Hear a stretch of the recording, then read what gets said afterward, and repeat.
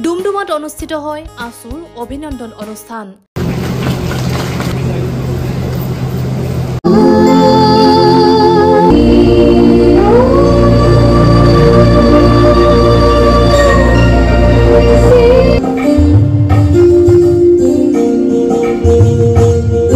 ডুমডুমা আঞ্চলিক ছাত্ৰ সন্থাৰ উদ্যোগত ডুমডুমা মহাবিদ্যালয়ৰ কল্লুল প্ৰেক্ষাগৃহত হাইস্কুল শিক্ষান্ত পৰীক্ষা আৰু দ্বাদশ শ্ৰেণীত সুখ্যাতিৰে উত্তীৰ্ণ হোৱা 2 শতাধিক ছাত্ৰ ছাত্ৰীক আজি অভিনন্দন জ্ঞাপন কৰা হয়।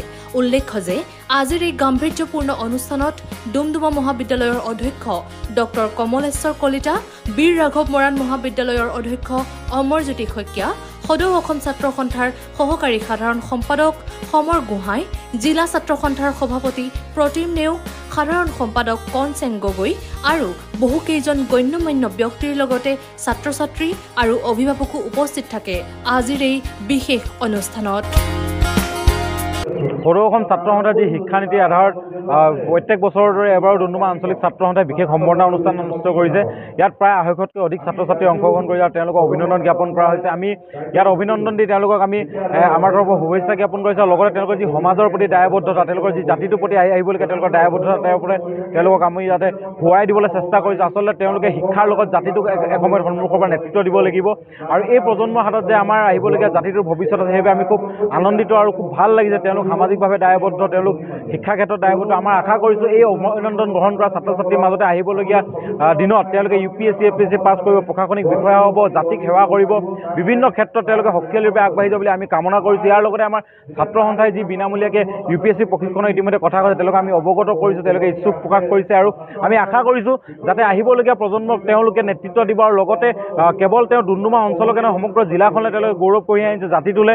ইয়াকে কৈ তেওঁলোকক আমি শুভেচ্ছা জ্ঞাপন কৰি তেওঁলোকৰ অভিভাৱকৰ লগত আমি আলাপ আলোচনা কৰিছোঁ। যদি কাৰোবাৰ কিবা অভাৱ অসুবিধা আছে শিক্ষাৰ ক্ষেত্ৰত বা কিবা পঢ়া শুনাৰ ক্ষেত্ৰত, তাতে আমি যদি তিনিচুকীয়া জিলা ছাত্ৰ সন্থাৰ লগতে ডুমডুমা আঞ্চলিক ছাত্ৰ সন্থাৰ সম্পূৰ্ণ তেওঁলোকৰ লগত সহায় সহযোগিতা থাকিব বুলি আমি তেওঁলোকক আজি প্ৰতিশ্ৰুতি প্ৰদান কৰিছোঁ।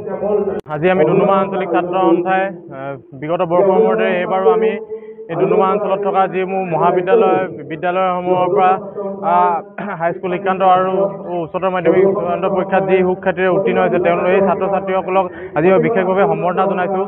এই সম্বৰ্ধনা জনাইছোঁ প্ৰায় 200ৰো অধিক ছাত্ৰ ছাত্ৰীক আজি আমি ডুমডুমা মহাবিদ্যালয় কল্লুল প্ৰেক্ষাগৃহত সম্বৰ্ধনা জনাইছোঁ।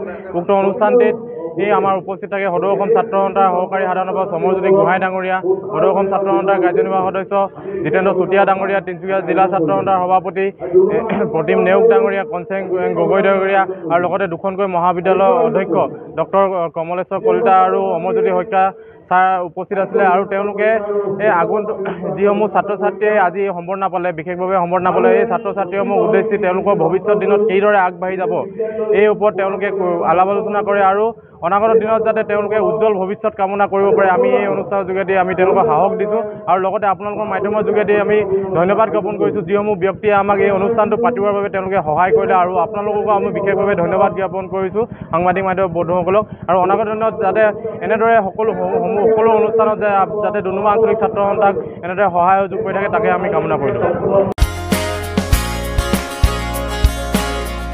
Bureau report P+NE।